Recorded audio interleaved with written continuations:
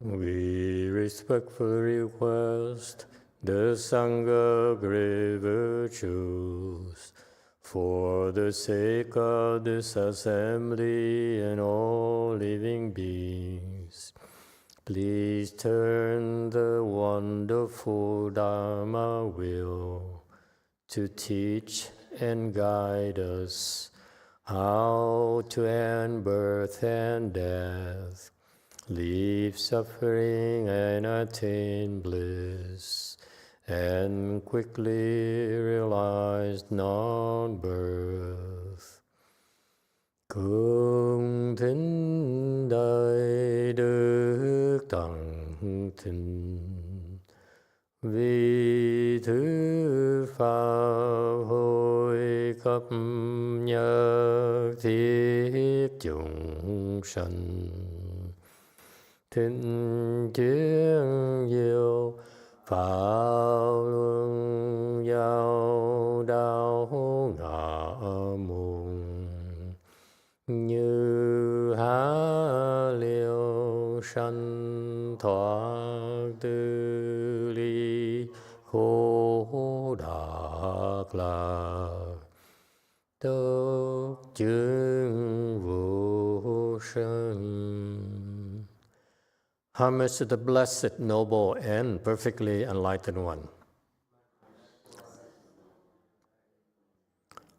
Namo Sadanto Suche Doye Olahudi San Miao San Putosye.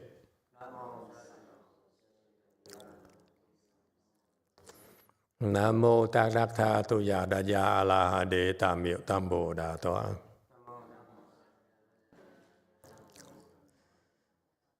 The unsurpassed, profound, subtle, and wonderful Dharma in 100,000 million aeons is difficult to encounter. Now that I'm able to see and hear, I will receive and maintain it. I vow to fathom the thus come one's true and actual principles.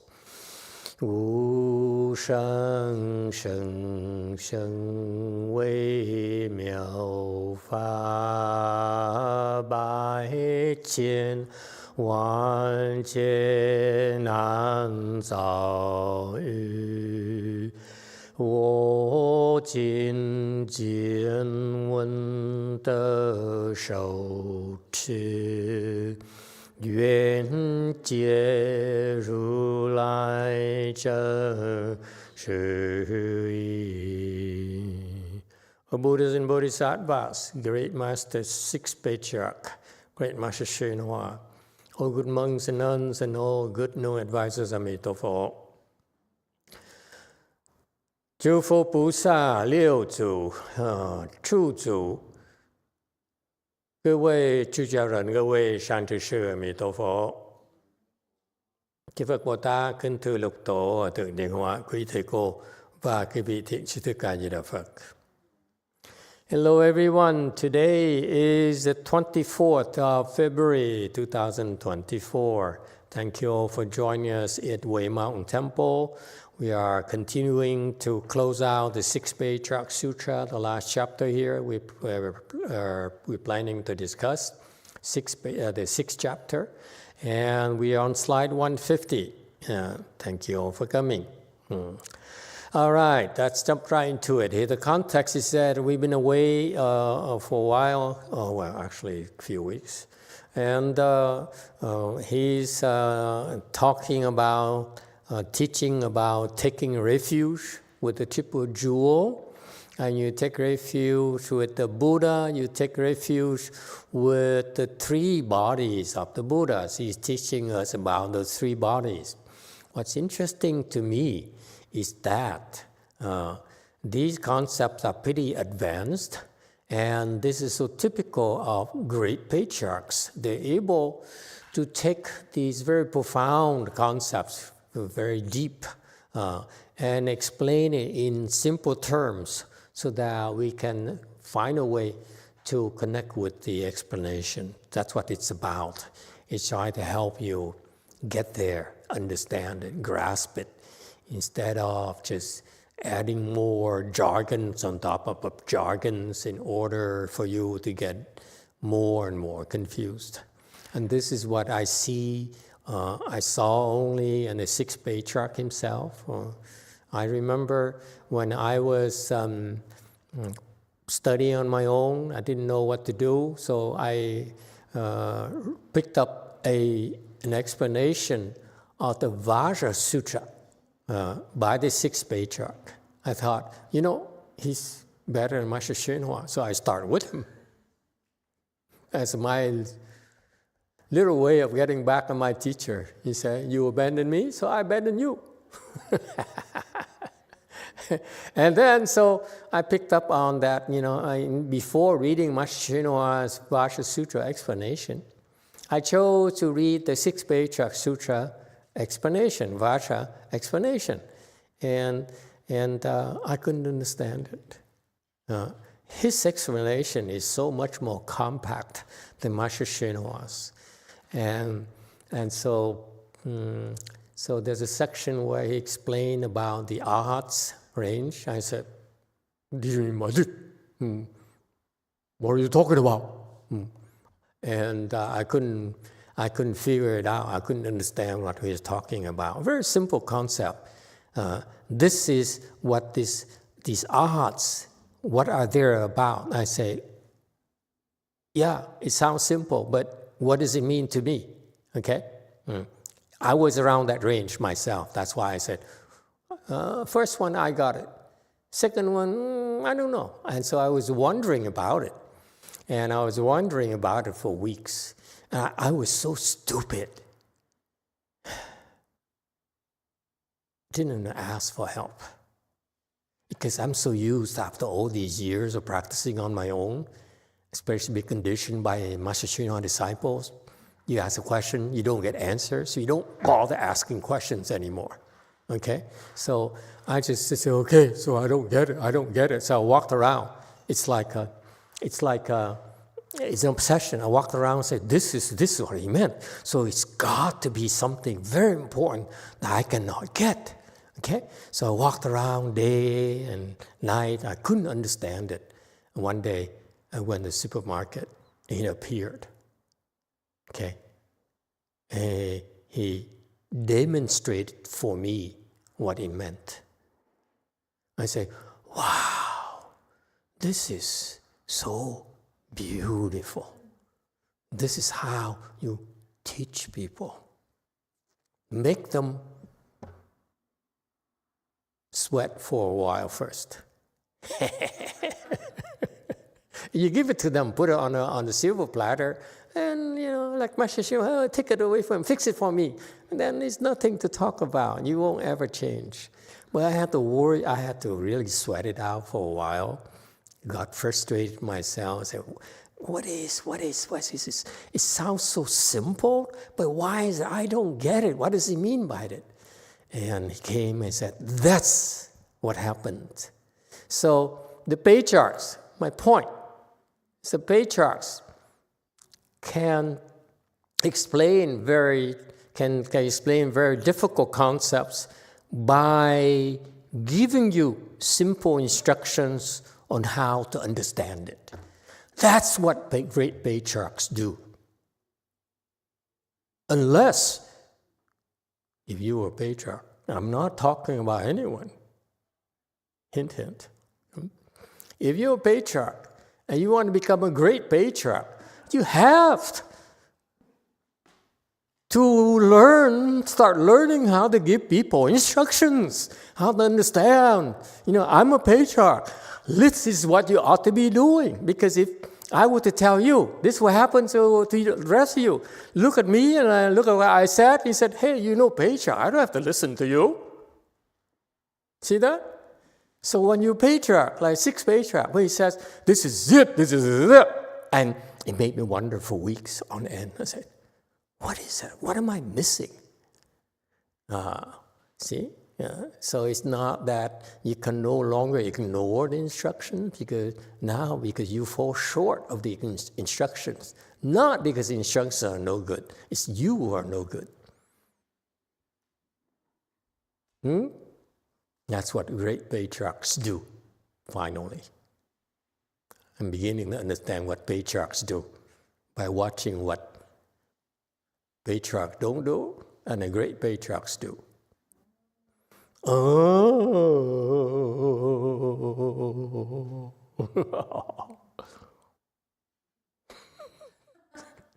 Okay, 150. I gossip a lot. Okay, you know this by now. You know. Yeah. You like it more than all these things here. Yeah.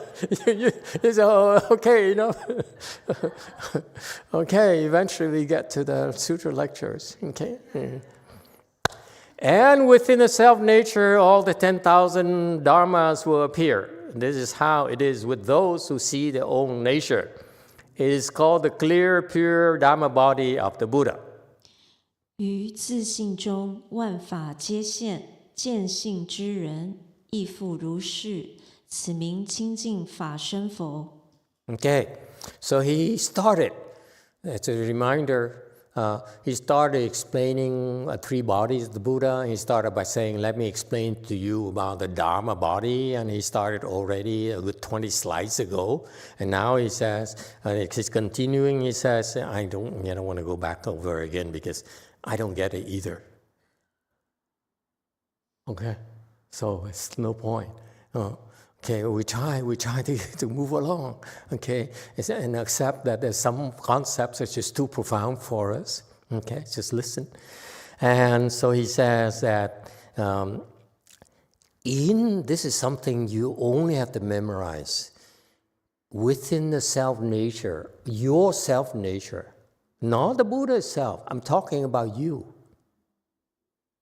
Believe it or not. Is there a Ripley's Believe It or Not museum around here? Is there? There's one in San Francisco, I know that.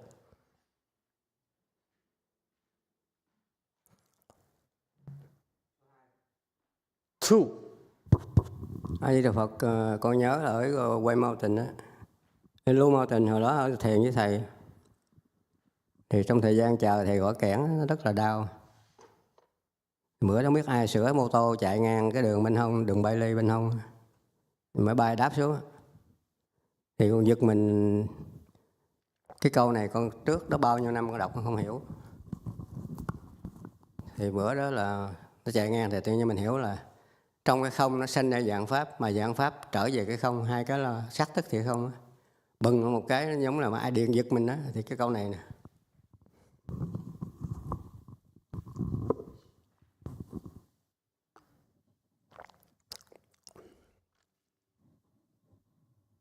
Emitofuo Master, I remember that at Blue Mountain Temple, we were having a chanty, and during those time,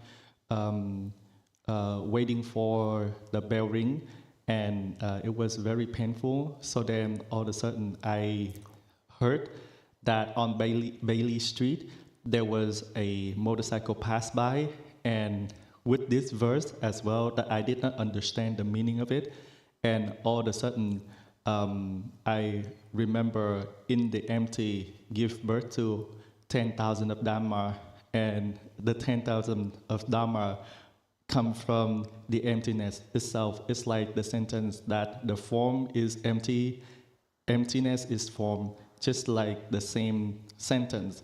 And all of a sudden, I have the realization of this. Excellent. Thank you for sharing your experience. Yes, 8. Thank you, Master. This is a YouTube comment from Diego Alfonso.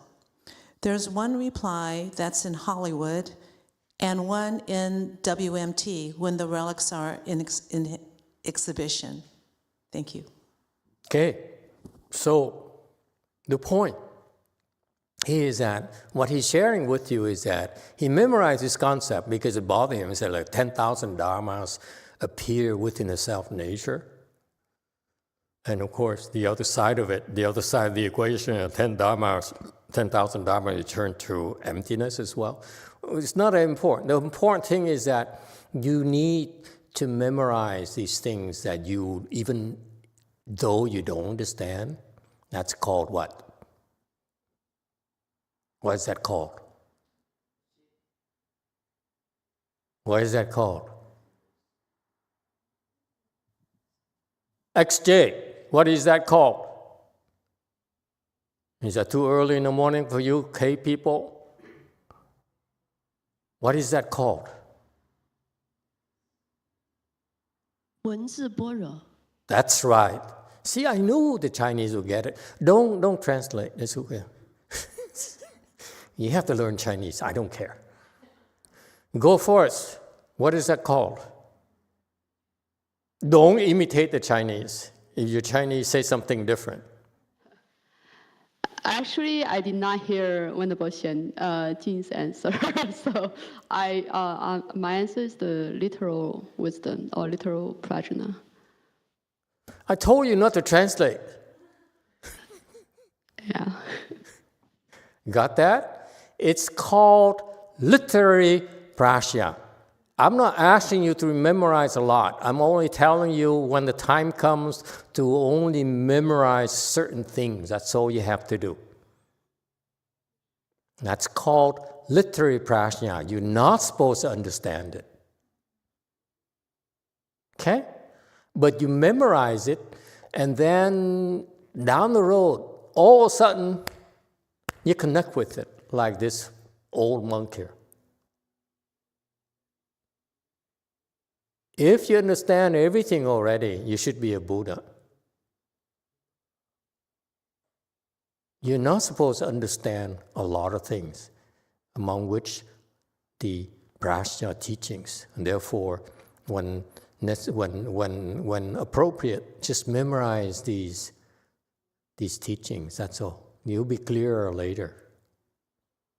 Okay? That's all. That's part of the learning process. All right. And so eventually you will see what the old monk talked about is that he was able back then at Lu Mountain Temple to connect with the fact that the 10,000 dharmas arise from self-nature. Okay? At that point in time, he understood a little bit of that. Now you ask him, he's probably understands a little bit more, deeper than you can go deeper into the sentence. Am I wrong? Thì cách đây khoảng trước khi con về đây khoảng mấy tuần á, thì sáng con đi ra cái cửa GMT á, những cái hạt tuyết nó nhỏ nó đắng vô mặt mình, nó lạnh. Thì con có cái analogy là những cái hạt tuyết đó là những cái chúng sanh xung quanh mình á, cũng từ không mà ra sắc ra không. Thì cái gì mình phiền não với chúng sanh xung quanh mình, nó cũng giống như mình thôi. Tất cả đều emptiness, sắc tức thì không. Thì cái bài học nó càng ngày nó càng sâu ra. Nhưng mà con chưa chứng được cái không, mà con từ từ nó hiểu rộng ra. Rồi cái cối phía trước cửa, cái ao cá nó có cái cối nước. Mưa nó thành nước đá thành nước mưa. Thì cái đó là cái câu Ngài Hữu Vân khi mà Ngài gặp Ngài ăn mày ở trong rừng 3 bước một lại. Thì Ngài bị kiết. Ngài mày mới nấu cháo cho Ngài từ tuyết mà ra nước nấu cháo, Ngài không hiểu. Sau này Ngài giác ngộ, hàng chi mấy năm trước nếu ông ăn mày, ông dạy tuyết là nước là tuyết, tôi đã ngộ từ đó rồi. Ông mày là dân thù sẽ lợi dạy mà tôi không biết. Bây giờ tôi mới ngộ ra. Nếu mà 3 năm trước tôi đâu cần mà mấy năm nay khổ cực.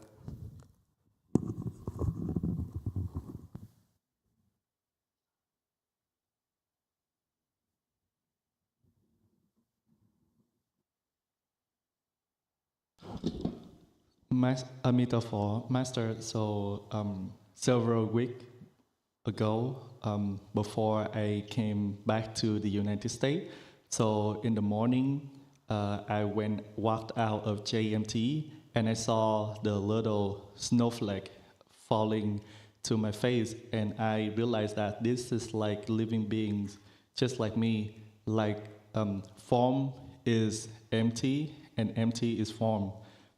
So I understand the lessons a little bit deeper.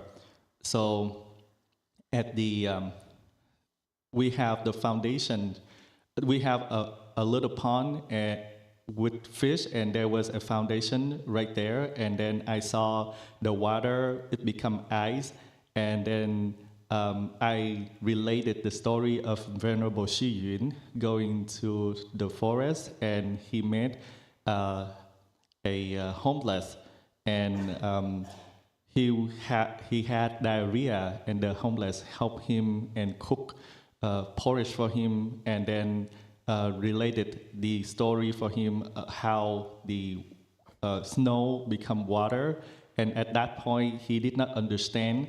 Later on, after he understood the meaning of it, he just realized that at that point, if he has understood that the snow is water and water is snow, then he doesn't have to spend many years in hardship to be able to understood that part. And the homeless apparently is Manchushri Bodhisattva transformation body taught him about that lesson.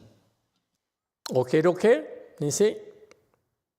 Memorize the important practice teachings, and it will naturally become clearer and clearer to you in time. Okay. All right. And so the Buddha, the sixth patriarch says here, I'm telling you, the 10,000 dharmas who appear within your self-nature, they appeared in your self-nature. And when you have true wisdom, when you attain enlightenment to a certain level, high level, then you see, you will be able to see that yourself. That's called what? Cultivation prajna. Prajna has three types: literary prajna, contemplative prajna, and cultivation prajna. So cultivation prajna is what he's referring to, the second sentence. They will see that within their own nature. Okay? And that's why, for now, it doesn't matter what level you are, man or woman or child, okay? You only have to remember that this Dharma body of the Buddha, of yours, has everything in it. Everything. And someday you see it yourself. You don't believe him right now. It's not possible for you to see it right now, but one day you see it more and clearer and clearer. And that's Buddhist training. Okay? You will experience it yourself and becomes clearer and clearer for you. That's how your faith becomes deeper and deeper and deeper. So far, so good. Next. 152, good knowing advisors. When your own mind takes refuge with the self-nature, your self-nature, it takes refuge with the true Buddha. 善知识，自心归依，是归依自性，是归依真佛。 Okay, commentary slide. Okay, remember, during the ceremonies, we often do 3 refuges, right? And then, so before that, the Chinese style is, again, I remind you, do not put your hands together. Don't. Especially you Koreans, don't put it together. Vietnamese, don't put it together. Because the first is,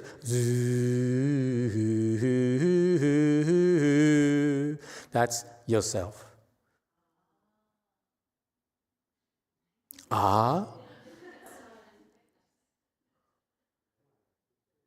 That's why you don't you don't pray to yourself. It's so petty. You have no class. I notice though you put your pants together, no class. Okay?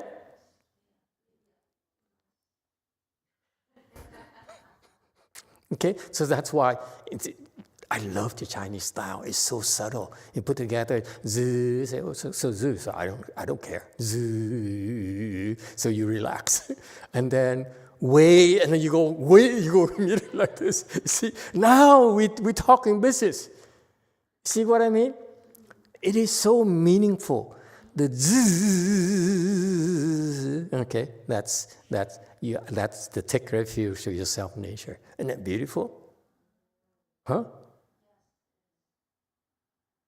I even want to have a smirk on his face. I like this. And when you do that, every time we do the three refuges in the ceremonies, we're taking refuge with the true Buddha of ours. The Chinese ceremony is so meaningful. It's so beautiful. Okay. To take refuge is to rid yourself nature of unwholesome thoughts as well as of jealousy, obsequiousness, egotism, deceitfulness, contempt, pride, deviant views, and conceit, and all other unwholesome practices whenever they arise. 自皈依者，除却自性中不善心、嫉妒心、厌取心、无我心、狂妄心、轻人心、慢他心、邪见心、共高心及一切时中不善行、不善之行。 Okay. Got that? Yes, number 2. A Di Đà Phật, con có bằng chứng rõ ràng là không tức thì sắc. Cái sắc nó không biết ở đâu ra. Bằng chứng là cách đây 1 năm con ở đây nè. Buổi tối con có cái ngôi Trân Châu, sáng hôm sau có 3 ngôi con mà đủ màu khác nhau. Ở đâu ra? Trong cái không mà ra cái sắc. Bây giờ ở đây trước mặt nè. Ông Lâm ông thờ 5 năm rồi. Cho con đêm đó sáng sinh ra 3 ngôi mà 2 vàng 1 trắng. Thì phải trong cái không nó sinh ra. Emptiness.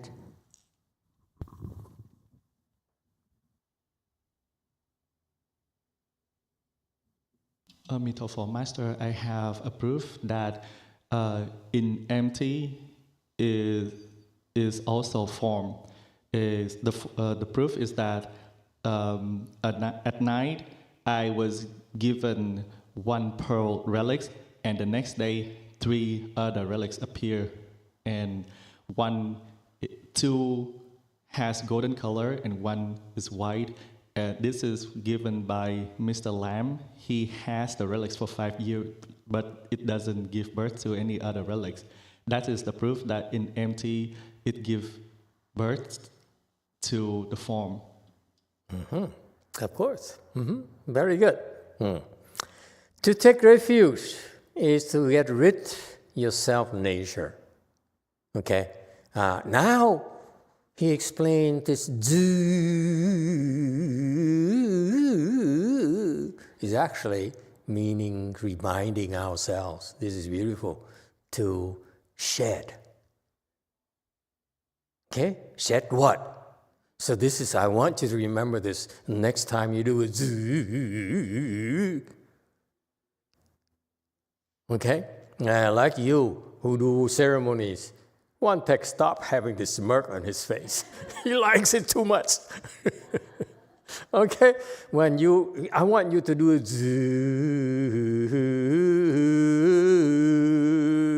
The Chinese, they take very long because that's what they do. Because when they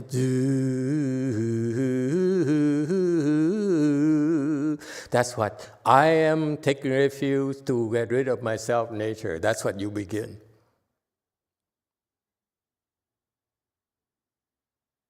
Chinese is very meaningful, folks. It's very profound.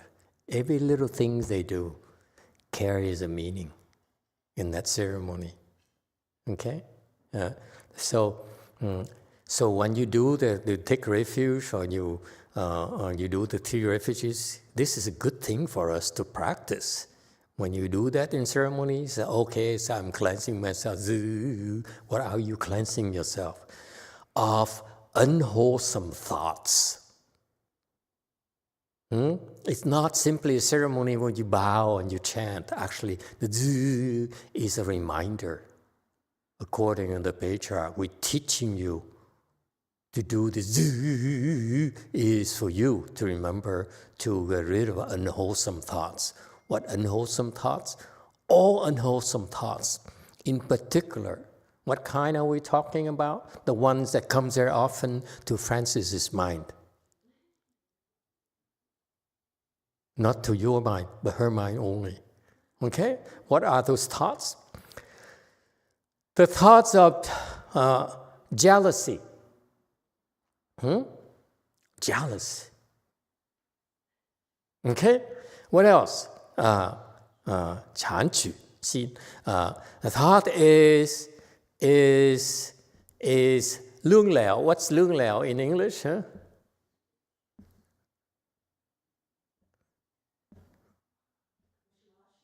No, wishy-washy. Crooked. You're very crooked. Thank you. You're very good. It takes her to recognize it. It's crooked. Crooked. It's not straight. They pretend to be like obsequious, but they're not. They look at you and say, "Oh, you stupid old monk." That's obsequiousness, let me tell you. We're not fooled, by the way. We know when you come to us and say, "Yes, that's the old master," and you know. Okay, obsequiousness.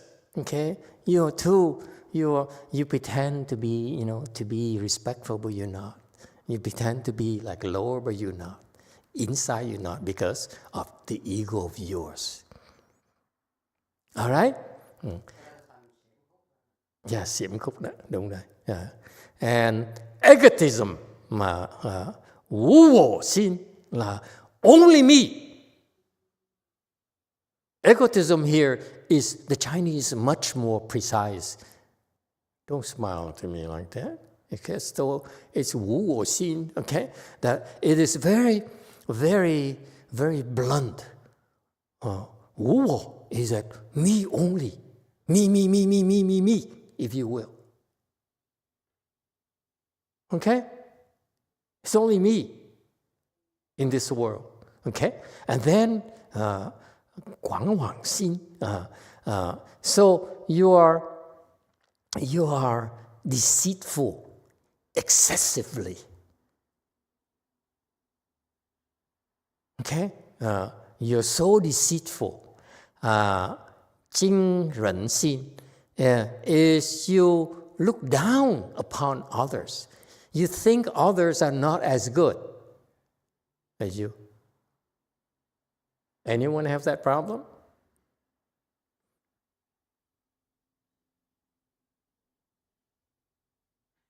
No one? I don't want to look at anyone in particular, Koreans or Vietnamese or something like that. But, can you search in your culture where you think you're better than someone? Like you're Japanese? Therefore, for example, the samurais, they feel that the peasants are not as good as they are, therefore it's okay to...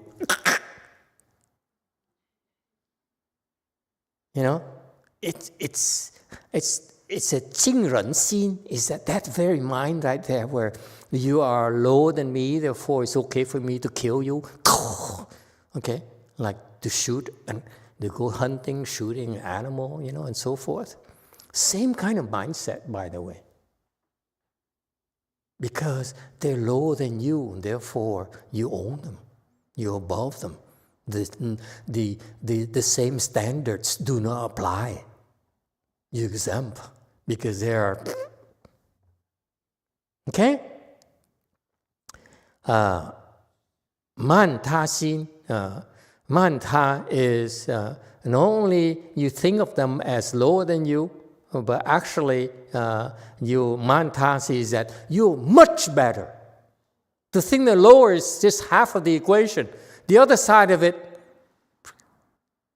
hey girlfriend, is that you think you're better. So on one side you suppress them, says you're lower than me. The other side says I'm Mount Sumero. You see that? It's so beautiful how the patriarchs can see how our mind functions. You don't appreciate it. I love it. Because usually we don't pay attention to it. You say, I'm just arrogant. No, arrogance has two sides, by the way. One side is push them lower, really believe they're lower than you. And the other side of the equation is you much better than them. And this is arrogance.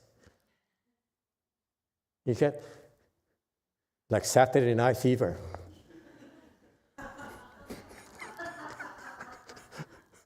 You don't watch movies clearly. Yes, 8. Thank you, Master. We have some comments here from Alta D. Hello, Alta D. Master, I think evil thoughts can be really motivating to do good things. Jealousy and envy can guide us to cultivate harder. Yeah, to stop them. Isn't it good sometimes to be motivated by dark emotions and use them for goodness that can only be motivated to be good? For you, my friend, let me explain to you the nature of the motivation for you personally. I'm not looking at you, I'm looking at Alta D. Okay? I got it. Okay? Alta D. Okay? It's not about motivation. It's about when you have those thoughts, okay, of negative thoughts, then you should be ashamed of yourself because those things arise against the 6 patriarchs' teaching.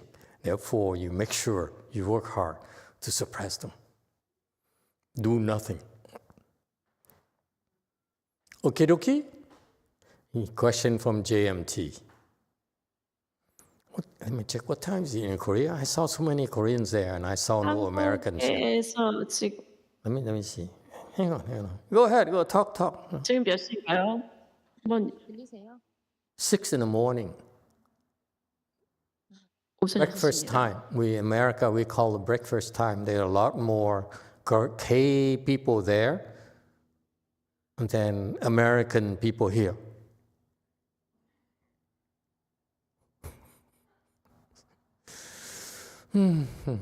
A story in my life. Yes? What was it again?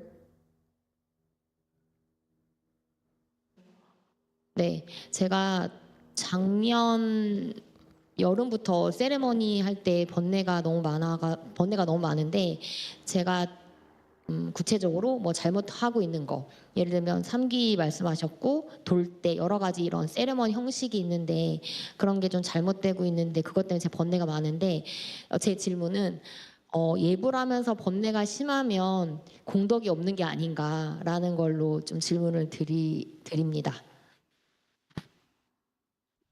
From last summer, when I do ceremony, I have lots of affliction. There are so many things that I am doing wrong.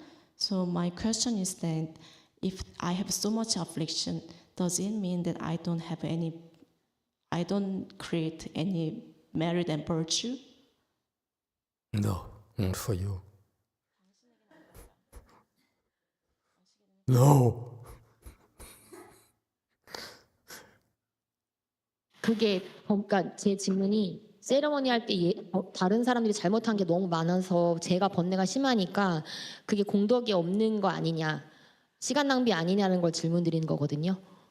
So because others doing wrong, so I have so much affliction while doing ceremony. So that means I'm wasting my time. I do not have any merit and virtue. Yeah.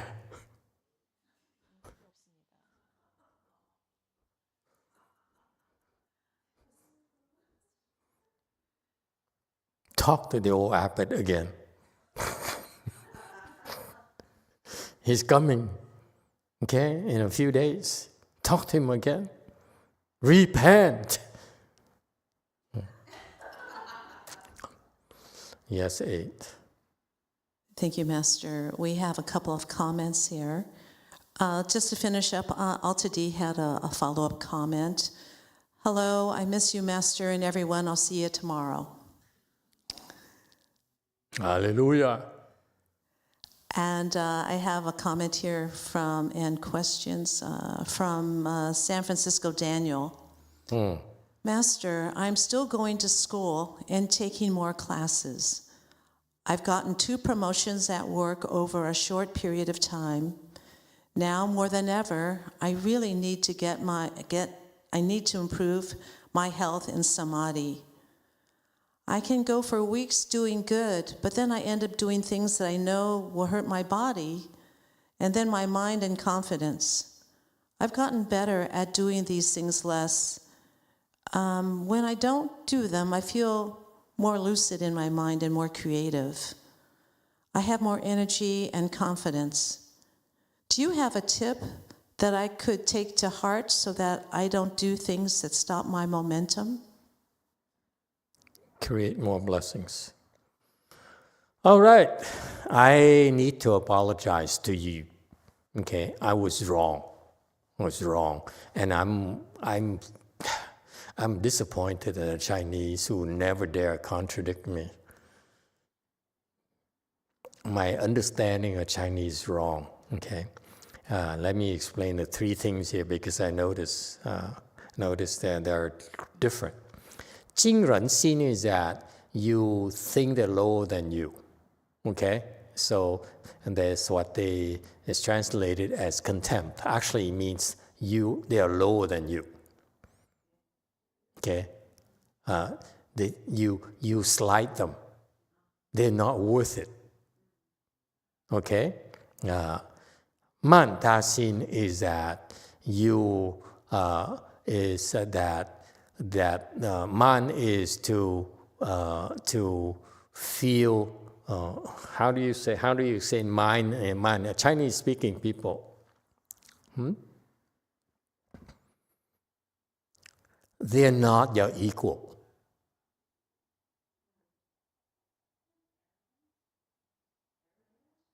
Yeah, but the next one is 功高 is that you're way up there. The one I explained to you, 功高, earlier is 功高, the other side. Man ta is actually depress them. 精 is to say, you're lower than me. Man ta is actually depressing them. 功高 is elevating yourself. That's the nature of arrogance. It's so beautiful. Not only are you content with thinking they're not worthy of you, but actually you put them lower. So man ta is push them down, drown them, if you will. Okay? And 功高 is ever make yourself higher than you really are. That's nature arrogance. Yes, go first. Hello, Master. If we want to be precise here, I think the man here, qing and man, one is more of the mental attitude. The other one is you have actions. The man ta is you treat others without courtesy, you treat them arrogantly. It's more like an action. You're not being polite, you're kind of ignore them. Okay, yeah, thank you. You're right. Qing is actually your behavior. No, the other way around, sorry. The qing is your mind, the man is the behavior. Really? Okay, well, let's let the other Chinese disagree with her.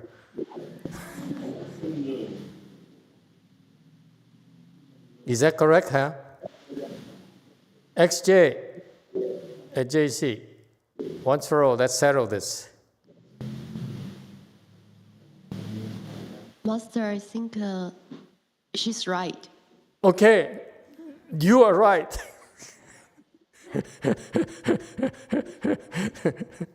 Okay, very good. So it translates in behavior. Okay, where qing is that actually you behave, you slight people with your behavior. Man is that you really think inside your mind they're lower than you. Am I correct? The other way around. Sorry, Master. Excuse me? The first one is your... Mind? mind. The second one, man is slow. It's you treat them not with courtesy. Okay, fine. Okay, I have accepted and it sounds right. So Jing is with your mind. In your mind, you slight people. Okay? And man is your behavior, manifests in your behavior. And Gong Gao is elevate yourself much higher than you really are. Okay? And that's arrogance. Regardless of how you want to define it, that's a nature, the behavior of arrogant people. Okay? Next, kind of unwholesome thought, 邪见 is deviant views. What are deviant views? In English, in America, it manifests itself as, in modern times, what is deviant views?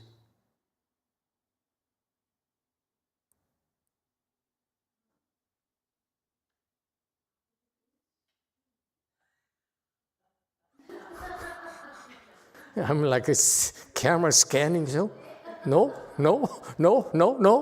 Yes, 8. Master, would they be popular views? Popular views? You know, things accepted by society that... Like cheap thrills? Yeah, I mean, just... Cheap fashions? Everything. No. Next.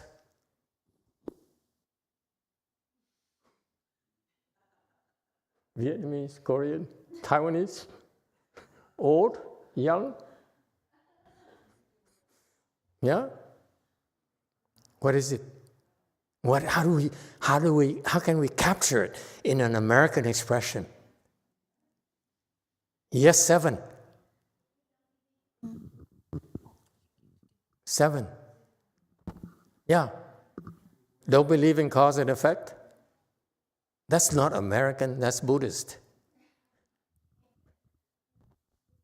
You too, Buddhist. Anyone? Yeah, in the back. And you have to give me the right answer, otherwise I stop here. Yes, in the back. Master, the MAGA people. The what? The people make America great again. The MAGA people? I'm not going to touch that with 10-foot pole. Okay? I'm in trouble with the Trumpies already. The Trumpies. I'm a Swiftie, not a Trumpy. Yes, and the lady in the back. How do we say it in English in the 21st century? Yes, 7. I don't know for like Americans. You don't know is not American. No, maybe it's just me. I'm the important. Almost there. No, one more. I have the Chinese one. What is it, Chinese? The one that in my culture, they always say to me, "Oh, everybody does it." That's Everyone the right does thing. it. So close. Anyone? It's getting close. Okay, that's Cantonese, right? That's what Cantonese do, right? Everyone does it. Everyone does it. That's the ladies around me saying that. Yeah, your mother in particular.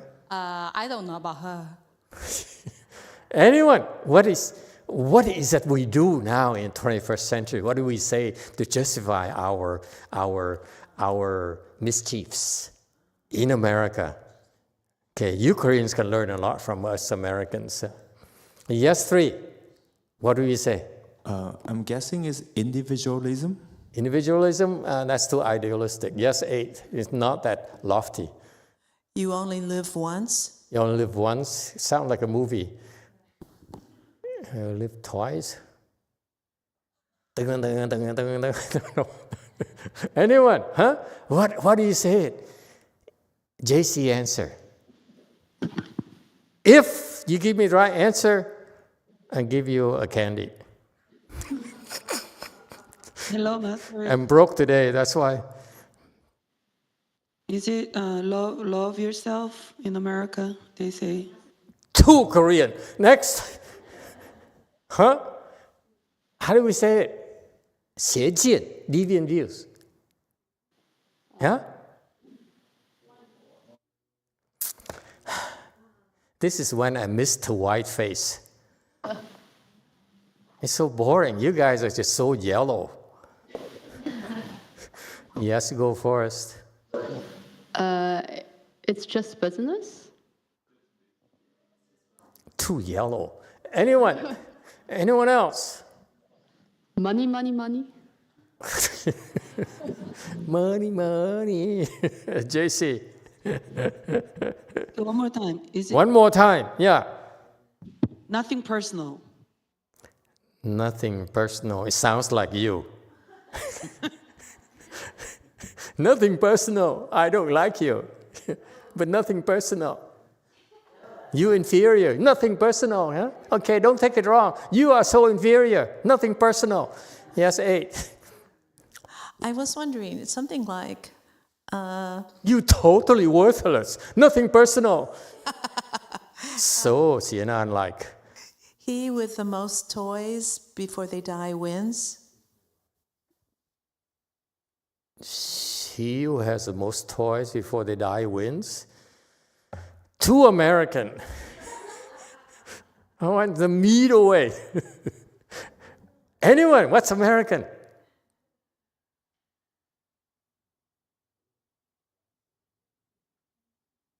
As long as you can get away with it, why not? It is deviant, you know that? It's so deviant to believe that. Very American, where I came from.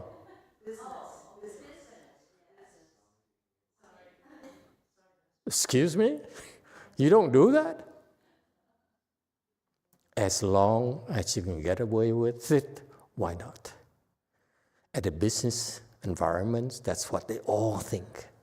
This is why they're so destructive, such business behavior. And it's not just at work, you know, they take the same attitude home. Huh? That's what happens. 8. We have several comments here on YouTube Live. If I don't do it, someone else will do it, from Diego. That's correct. Narcan's Wildlife Prevention Recovery Center says, do as I say, not as I do. That sounds like my dad. Alta D says, it's a dog-eat-dog world. Mm-hmm. And he also adds, all is fair in love and war. Mm-hmm. And Narcan's, again, has another deviant view. I did it my way. Did it my way. So poetic. You're a bunch of characters. No, I like mine. Okay, thank you. So deviant views, okay. I see it so rampant at work, at home as well. You know, like when you gaslight your wife. Gaslight. You know what gaslight is? Your husband doesn't do it to you. See, he's been doing it to you and you don't even know.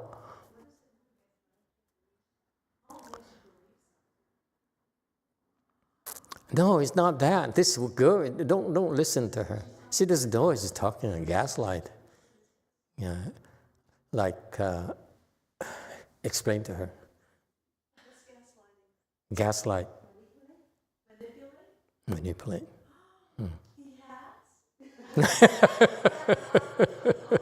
Shocking.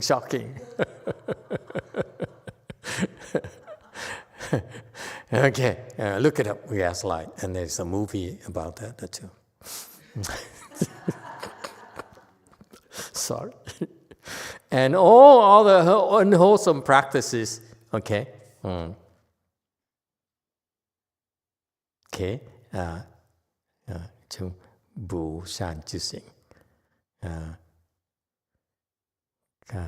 I don't know where whenever they arise come from in Chinese? Chinese people, Chinese-speaking people, people who understand Chinese, okay? What does it say whenever they arise? I don't see it.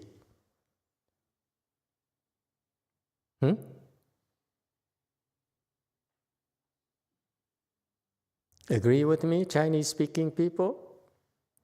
As long as you understand Chinese, you agree. There's no phrase whenever they arise at all in Chinese. I don't know how it got added. I know Xin Shun added Agama Sutra because of the ASS in her slides. Yeah, it was your fault. Yes, go for us. Here, I think it's referring to the 一切时中 at all times. It's not whenever they arise. At all times, it's not whenever they arise. It's a different concept. 一切时中 here is at all times. Yeah. That's corrected. It's a very good point, a very important point. Has here, at all times. At all times. Agree, Chinese-speaking people. Yeah? Meaning that there's no excuse. At all times means no excuse is allowed. The patriarch's teaching is very, very straightforward. There's no reason for you. Such behavior is unjustifiable. It's so beautiful. At all times, it says, no excuses. All right? Next. 156. To take refuge is to be always look at your own transgressions, and never to speak of other people's good or bad. Always to be humble and widely practice respectfulness is to see through to the nature without any obstacles. That is taking refuge. 常自见己过，不说他人好恶，是自归依。常须下心，普行恭敬，即是见性通达，更无挚爱，是自归依。 Okay, so to be always looking at. Okay, next. Looking at. Okay, dokie. Okay, so when the patriarch says, never mind about others, yes, go ahead, go for us. I kind of remember from the first time around, the 下心 was supposed to be translated into more like put yourself below others. Where's 下心? I don't see 下心 here. 下的常行常须下心. I think it's a stronger than be respectful. 常须下心. Yeah, let me. 下心 is what? What was your point again? I think it's put yourself below others. Yeah, it's not just. It's not humble. It's not You're right. Being respectful. It's not humble, but it's 下心. You're right. Where did you learn that from? I think Master commented that way. Oh, thank you so much. But maybe I was, yeah.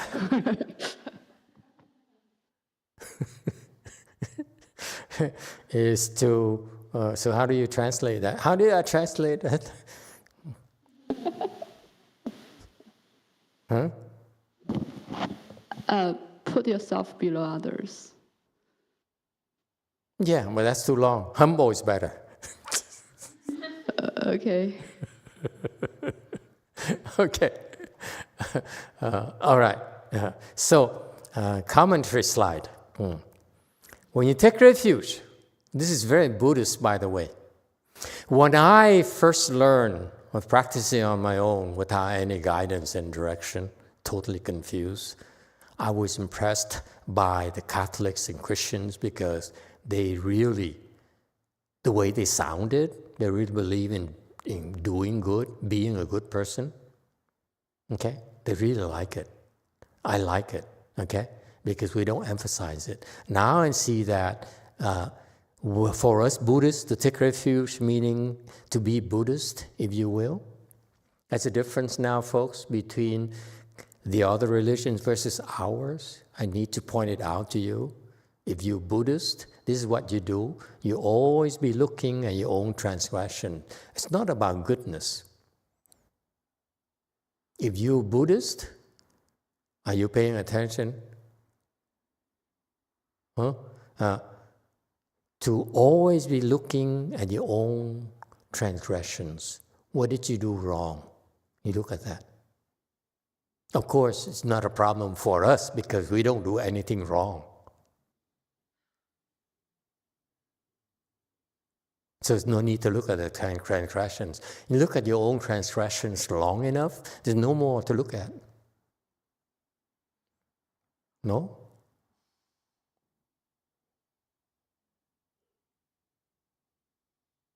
And don't think that it's only for lay people, it's for monks too. Nuns are exempt, of course.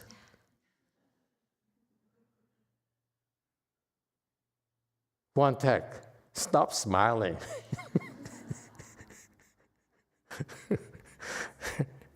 Okay? We're fair. We give a pass to all the nuns.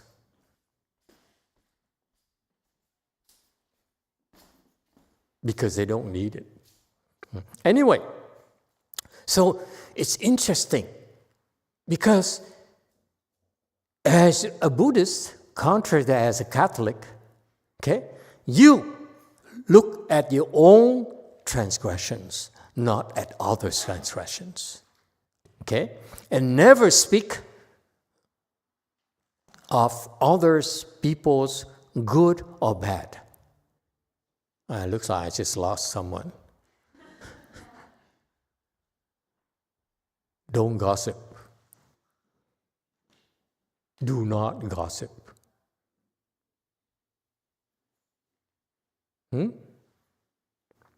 Okay? Except during lectures. We gossip during lectures. Okay? But outside of lecture, we really cultivate.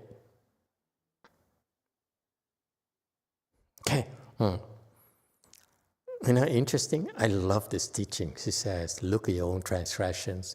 Don't talk about others' transgressions or good stuff as well. Don't gossip. Okay? Look at your own. Look at your own transgression. That's all the time you have, energy you have to look at your own faults. And don't bother with others, good or bad. Very straightforward and very clear instructions. That's what it means to be Buddhist. Any problems here? Okay?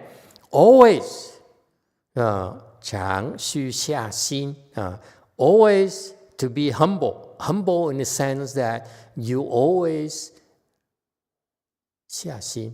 Always think yourself as lower.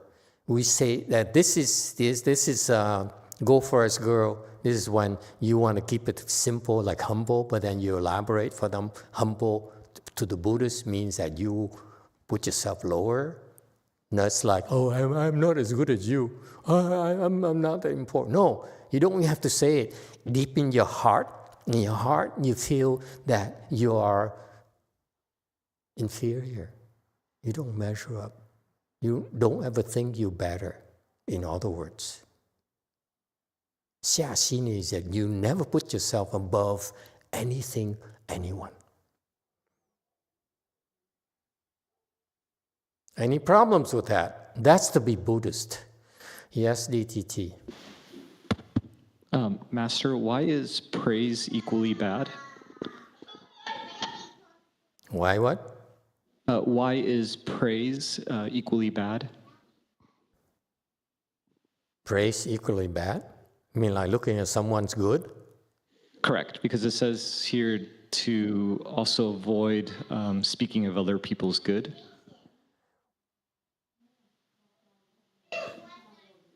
Because it's none of your business.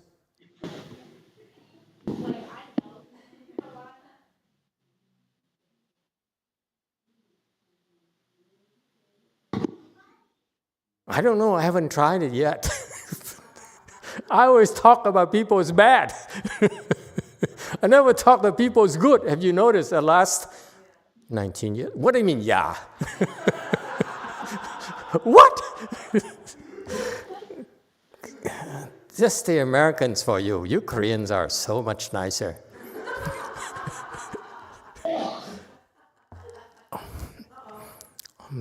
Yes, 8. Oh, Master. That's a Korean speaking. Half Korean. I'm just living life with the family and other people. Yes, what he said is everything is right, but if you don't really talk about anything, what else is to talk? Really, then you probably all day you don't really need to talk at all, because I keep looking at myself, right? Because I can't talk about good things or bad things all day long, every day. Then no, I don't want to talk to anyone. Is it something like that, Master?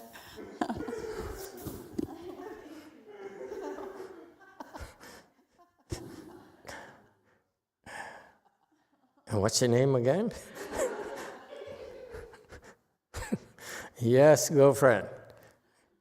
Let her have it.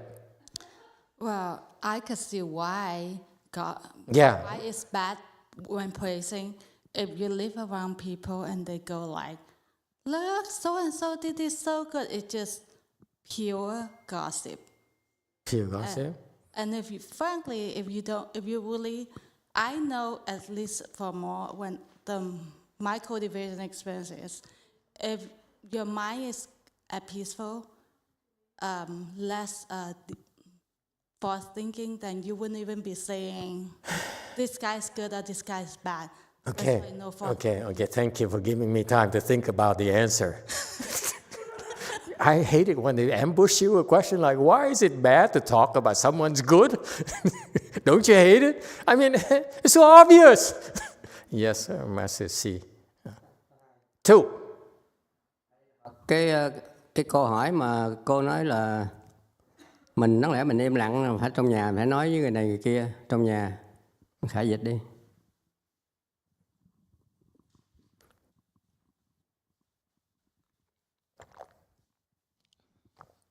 Emitofuo, the question is, we're supposed to be quiet, but in the house we talk with other people. Thì hôm qua trên đường về đây, từ Sông Phan về đây, con nghe cái YouTube của thầy trên xe của ông Jimmy đó, thầy có giảng cho đó. Mình đạt được cái không, cái tâm mình an rồi. Nhưng mà cái đó là chân không, mình phải biết cái diệu hữu. Mình khuyến khích, khuyên bảo người ta tu học.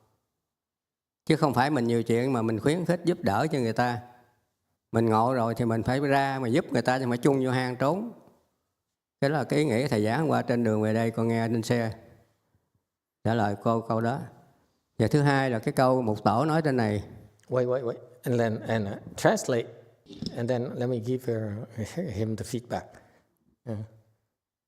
So yesterday, Master, on the way back here from San Francisco, driving with Jimmy, I've listened to Master Dharma talk, and I've heard that we already realized the true emptiness. However, we should have the wonderful existence.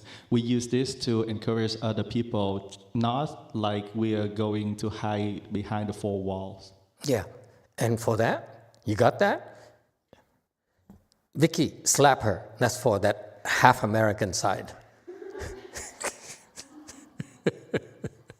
Continue.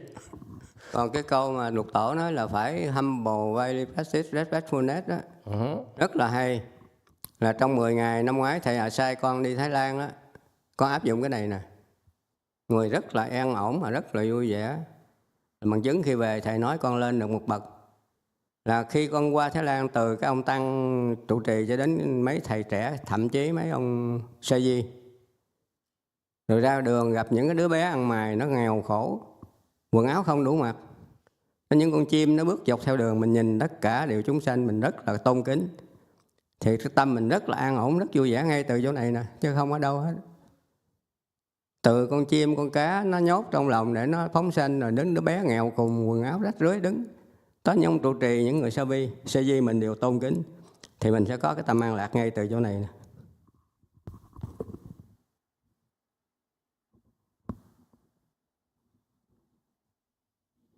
Emitofuo. So the verse, the patriarchs say that we need to practice being humble, so on and so forth, is very good because 10 days, Master have assigned me to go to Thailand for 10 days, and I have applied this sentence to whatever I do, and I felt that my mind is very peaceful and happy.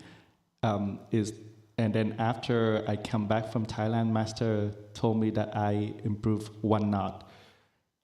So when I go to Thailand with other people, even if they are old or young or tall or short, or even animals like the bird, to the point that with the homeless or the lowly, I all respect them. And from that, my mind become very peaceful. Very good. Okay, I have the answer now for the earlier question. It says, why shouldn't you talk about people's good sides, good stuff? Because, first of all, I want you to know, although I hate it, you can ask any question you want. You can even criticize me. Okay? It makes it more interesting, I think.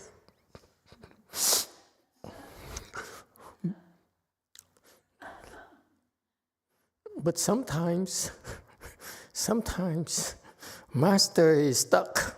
When you ask him too tough of a question, I don't know how to answer you. To say, what's wrong with talking about people's good stuff? And because of your reaction and what's happening here, when you were talking after I couldn't answer the question, I said, oh, that's why.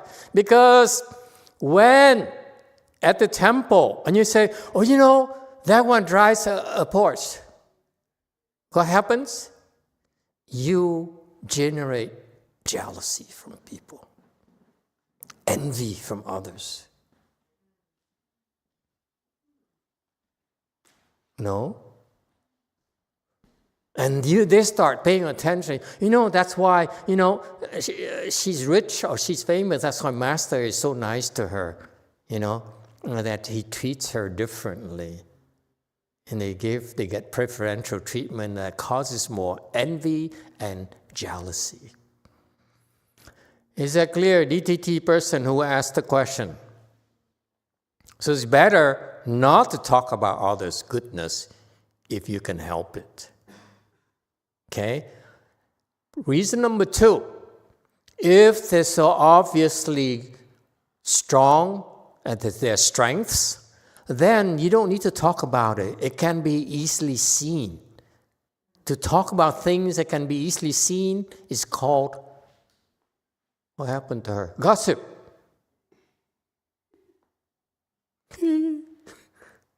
Got that? Okay. Now, finally, the question of the half-breed. Why shouldn't you talk about good or bad? Because what else is there to talk about? What kind of question is that?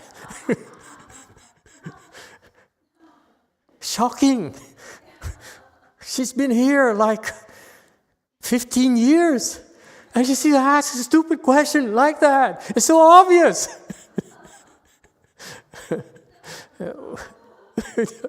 Yeah? Answer yourself.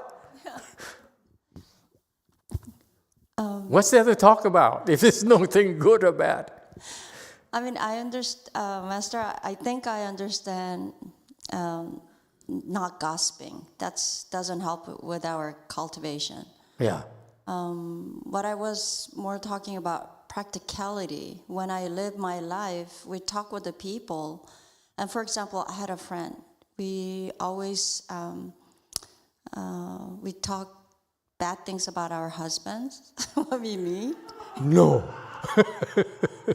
A lot. Like if we meet for 1 hour, we talk about almost like 15 minutes about how bad our husbands are. Now I meet with her. I wouldn't know. I wouldn't know about it. Now I meet I with can't her. understand that state of mind.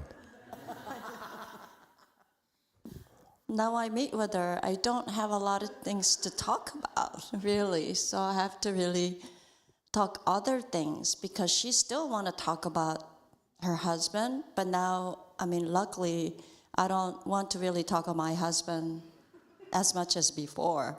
There's no interest talking about how bad he is, or he's. So in that way, if things become more difficult for me to be with my friends. Mm-hmm. There's nothing else to talk about. We talk about weather.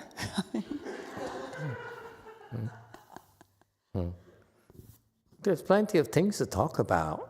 You know, the point here is that if you have nothing to talk about, you feel there's plenty of things to talk about. You talk about weather, talk about art, talk about food, talk about what's happening in their lives, and so forth. Talk about things that to show that you care for them. There's always plenty of things to talk about. You being facetious, saying, what else to talk about with people who's good and bad? God, it sounds so nasty. Okay? Yes, it's true. It's fair to raise the question. You know, when we talk about people, usually it's about good or bad. Okay? That's a good point there, that you didn't phrase properly. Okay? Yes, there are plenty of things to talk about. However, when we talk about people, how can we not veer into their good or the bad? That's very difficult. Yeah? Okay? So all of a sudden, when you talk to your friends, talk to others, you don't want to talk to people, about others. You talk about, like this display case.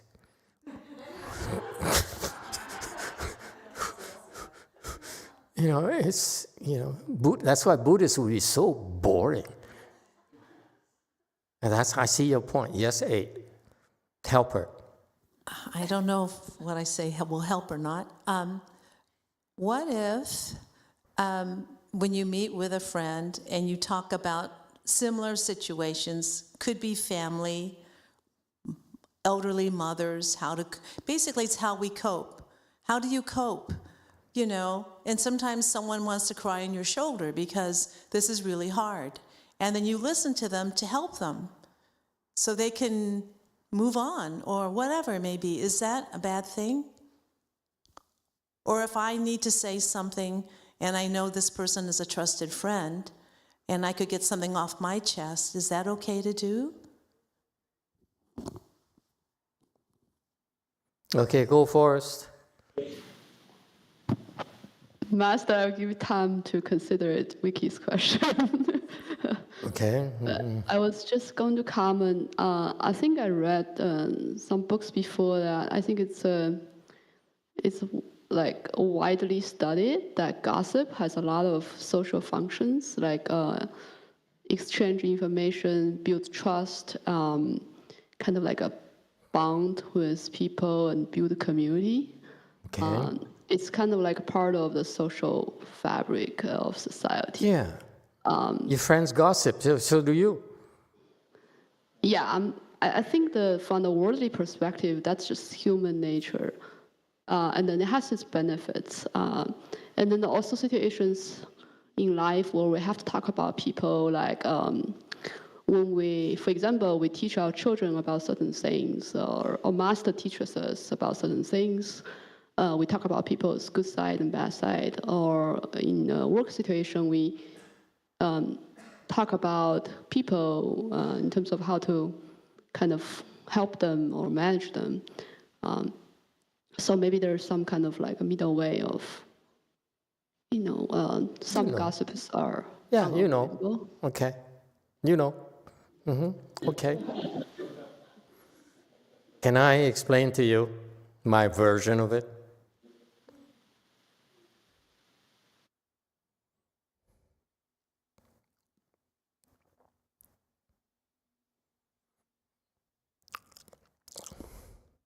I don't know how to break it to you, so let me be blunt about it. Okay.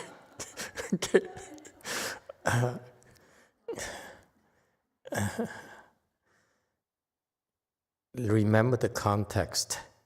He's talking about taking refuge. This is for the first-timers or the non-timers.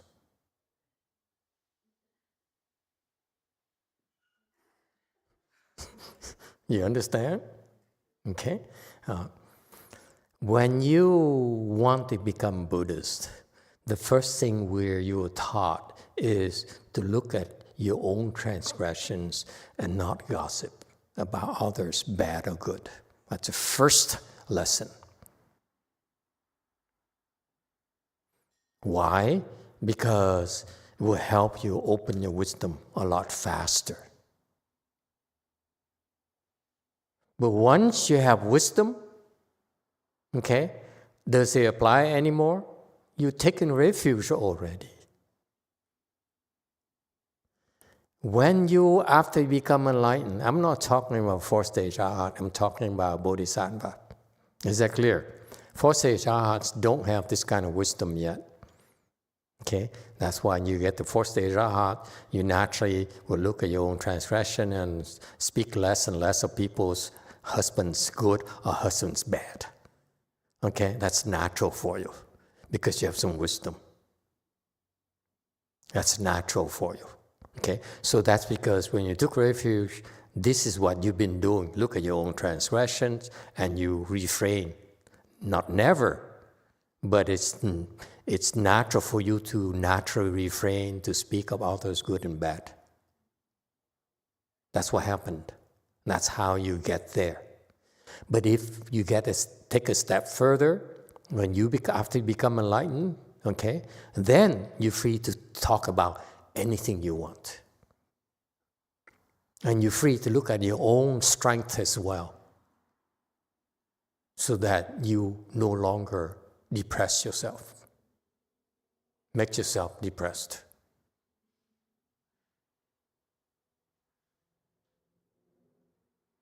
Is that clear? The instructions here are for beginners. This is fundamental. He says, no one taught you this before. No one, the older monks like myself say, okay, just take it. If you fill out the form, bow, go to ceremony, you're done. Now you're Buddhist.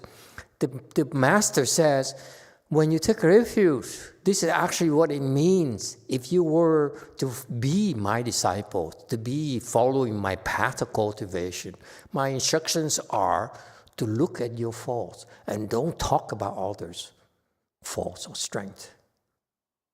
And if you do that, he says, you'll be seeing yourself nature. The reason that it takes you forever to see yourself nature is because your teacher never taught you to do this when you took refuge. It is so bellissimo.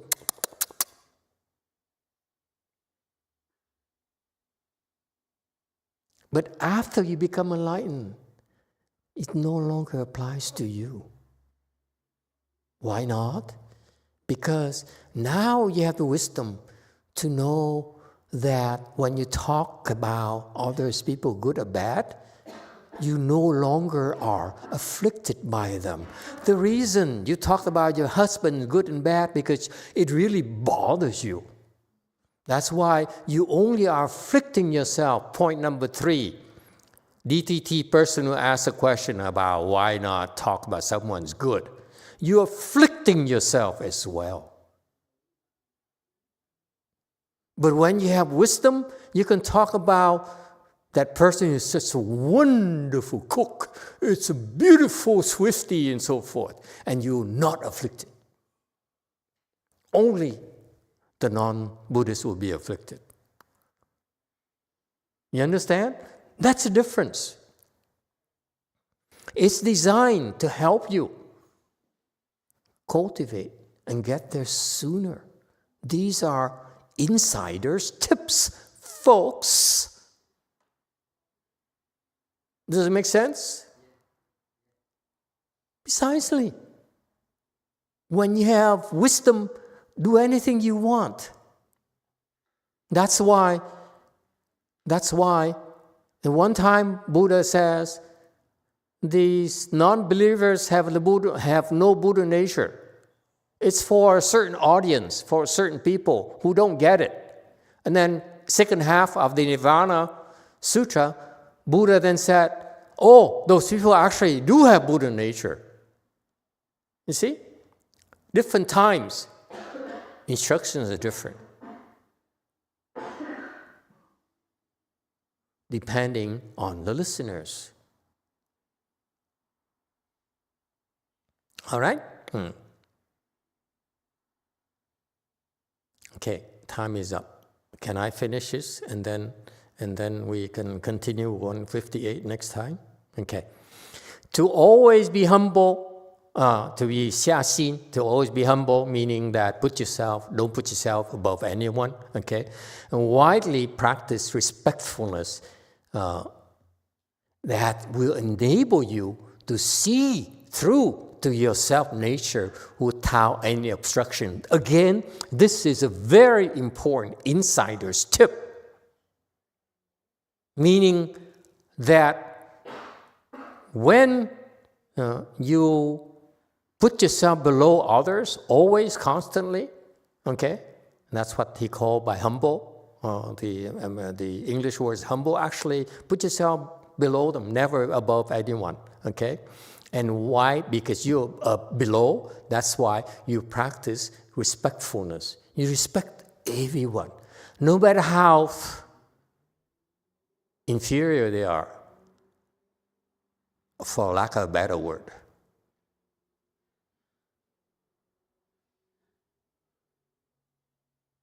No matter how icky they are, you still respect them. Can you do that? Okay? Then you're able to see through your self-nature. What it means is that because you think yourself is better and that you are not respectful to others, that's why you cannot see your self-nature. That's an insider's tip, folks. It's not for you to understand. It's for you to do. That's how you can see through to your self-nature with fewer obstructions. You're obstructing yourself when you're not humble enough and you are not respectful enough. That's the teaching. You don't need to understand. Just do it, and then you see. The tip here is that without any obstructions, meaning that you stopping yourself from seeing your nature by being not humble enough and by being not respectful enough. Isn't that beautiful? Hey, Dragon Lady, are you listening?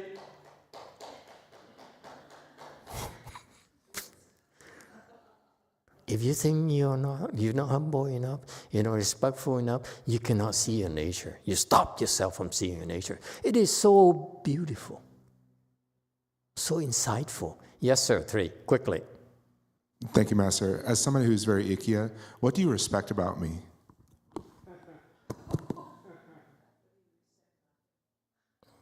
What makes you think I respect you? Six patriarchs says to. I don't know. But that's for low lives. Wait a minute. Am I supposed to respect you? He didn't tell me. Did he tell me specifically, hey, YongHua, respect Alex? No. He says, those of you who are taking refuge need to be respectful. I took refuge like a long time ago, my friend. I'm no longer respectful.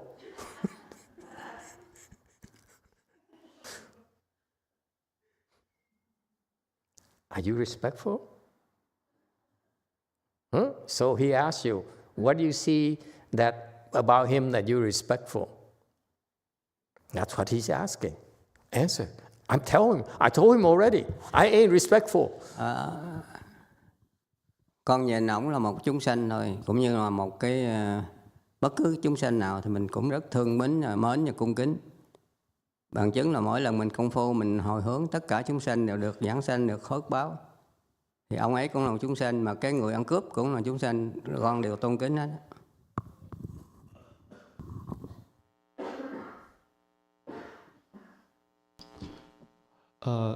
Master, by looking at him just like one living being, so all of living beings, whoever, we have to be respectful and loving to them all. When we do the transference, we dedicate our merit and virtue to all living beings. He himself is also one living being, so is the thief out there also one living being. Happy? Are you happy? Yeah? You have still, you happy with the answer? He wants more? Okay, Catholic, non-Buddhist. How do we be respectful to all living beings? For example, just a little example. A bee just comes and basically harms me. The first thing I want to do is splash that little bee because he just harmed me. Or whatever, like it could be like even like an ant or something. Is it the same amount of respect to all living beings, or is different respect? Where did you come from, man?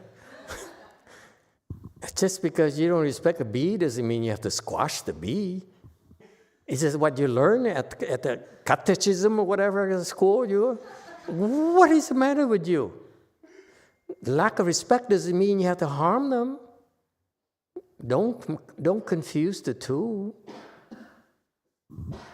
Yes, too. Như Đức Phật, cái con ong nó gặp ông, nó chích ông hay là không chích, cái nghiệp của con ong nó phải gặp ông, nó phải chích. Rồi còn cái bông, cái nghiệp của cái bông là nó tỏa mùi thơm cho ông. Thì cũng như tôi dạy một sư cô bên Hàn Quốc đó, khi cô gặp cái ông đó, ông làm cái lò sát sanh. Thì con nói sao ông gặp thầy ông cung kính mà gặp chúng tôi ông chửi. Thì tôi nói tại vì mình nghĩ ổng sát sanh, mình ăn chay cho nên ổng ghét mình. Nhưng phải dịch đi. Emitofuo. So the bee, whether it meets you or not, whether they sting you or not, is because of their karma. It's karma. It's like the flower is emit fragrance. The karma of the flower is to emit fragrance. Just like when I met with a butcher, so he become respectful of me, but the rest of the people, he's not respectful to them. Is because I told the Korean is that because you're vegetarian, you look at this guy, he's killing animals. Thì con mới giác nghĩa với sư cô là cô gặp một con cọp, cái nghiệp của con cọp là nó cắn người ta, nó ăn thịt người ta. Thì mình tránh xa nó đi, mình rết bách nó, nhưng mà mình tránh xa chứ không có lấy cái súng bắn con cọp chết. Cái nghiệp của nó phải ăn thịt thì mình đừng có lại gần nó ăn thịt mình tránh xa đi. Vẫn tôn kính nó. Gặp con nai ăn cỏ không thì mình cũng thương kính con nai. Chứ không phải là mình gặp con cọp là mình ghét, mình gặp con nai mình thương. Thì bằng chứng là mỗi lần ông thấy cô ra khỏi cửa chùa là ông ngồi uống cà phê 5-7 người bên kia, ông đứng dậy ông xá. Mình tôn kính người ta tôn kính mình. Và cái tâm đó, tâm bình đẳng, trong tánh không của mình chứ đâu nữa. Nó đâu có trong tánh không mình, đâu có mình nói cái gì làm cái gì đâu.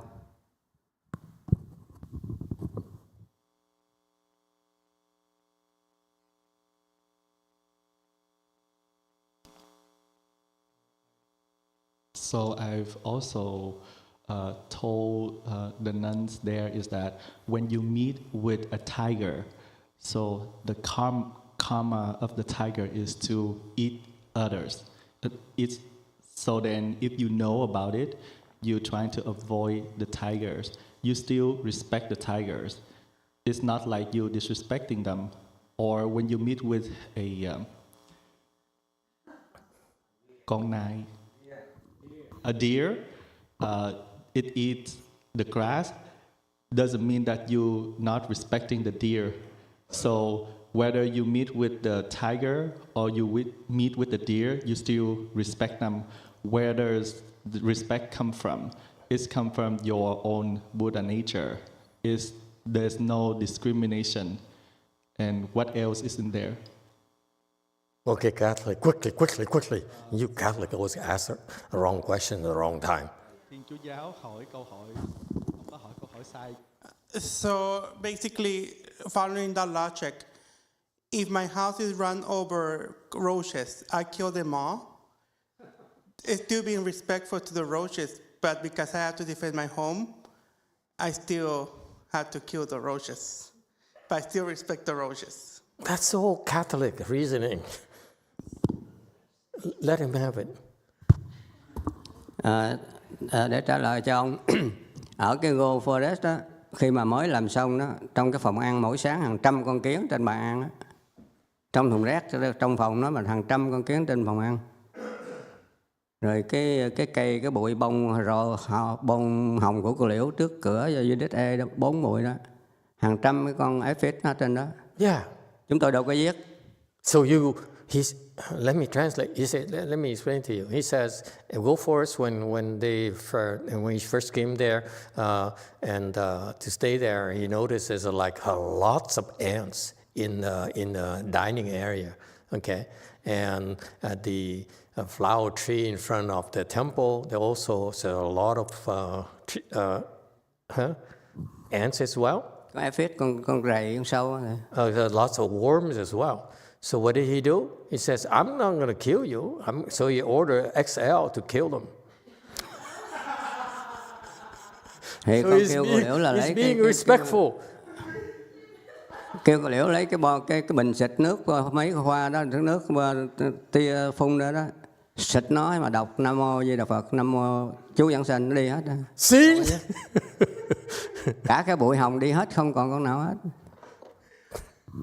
Bây giờ bên GC cũng vậy, cô Sườn Phả hỏi con bây giờ dán nó ra làm sao? Cổ đòi xịt thuốc. Con không chịu thì con dạy cô Sườn Phô làm nó đi hết đó. Bên GC cũng vậy.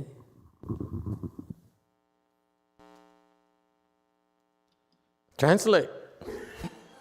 So I have ordered Venerable Xin Liao to get a bottle of water and spray water on this animal. But however, while she's spraying, I instructed her to recite Namo Emitofuo or recite the rebirth mantra to bless these beings. And so they actually went away.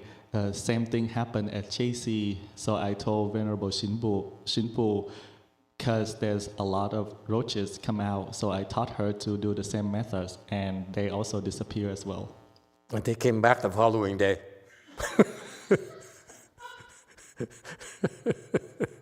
Because when XP does it, she doesn't believe. She really? Really? It's going to work? It came right back the following day.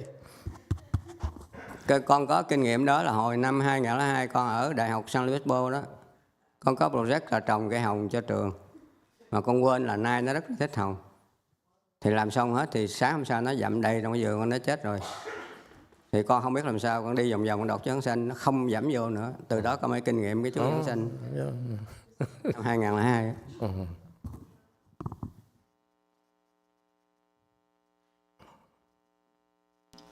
So I also have an experience in 2002 when I was at San Luis Obispo University. I have a project of making the rose plants landscape for the school, and I almost finished the project, and I remember that there was deer around, and it will stampede it on everything around, even the roses. So I also did the same methods. I recite the mantra, and the next day they stop, stampeded on the roses around. That's my experience on doing this. Yeah, you see, the whole point is that in Buddhism, we realize that some of you are respectful and some of us are not. And therefore, when Alex needs to be respected, we ask the abbot to deal with him. Okay? So he gets his respect owed him.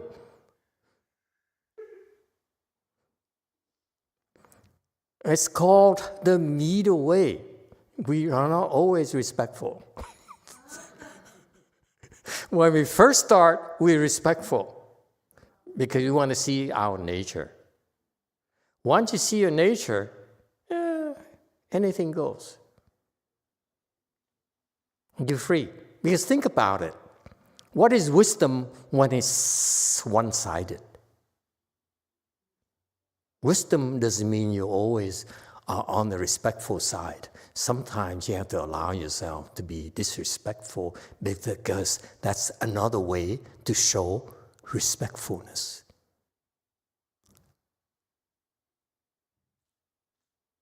It's not limited to only showing respectfulness, but sometimes respectfulness calls for disrespectfulness. Disrespect. And disrespectfulness. You're so disrespectful, it's become disrespectfulness. Got that? It's not limited. That's why that's the nature of wisdom. Before you have wisdom, there's these guidelines, these giant instructions, these tips from the patriarchs that you ought to be taking them seriously and be grateful for the instructions. But once you have got there, and you've been certified to have wisdom, then the other side is open to you, sir. It's an equation. On one side is respectfulness, the other side is disrespectfulness. They're equally important.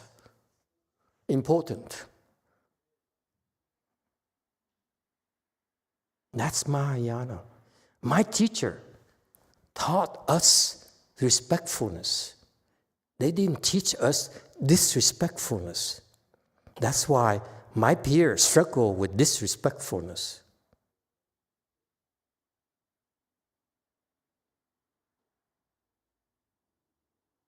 Because it takes a lot more wisdom to be disrespectful than to be respectful, sir. It's another level of wisdom. This is wisdom here. This level here is much higher.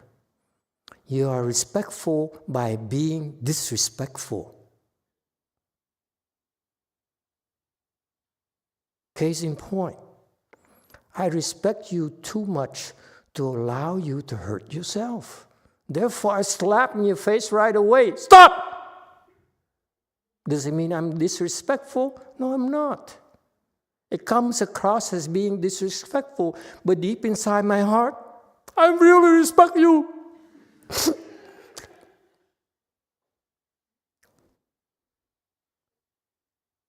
Does it make sense? That's called expedience. And it requires you to have wisdom before you're allowed to use it. So that's why until you are trained to do it, stick to the respectful side. Like my master disciples, they have to stick here because it's safe. They cannot go wrong up to a certain point until they meet this side, and then they go wrong completely. Okay, we stop here today. Thank you all. Good questions, by the way. And too much gossiping.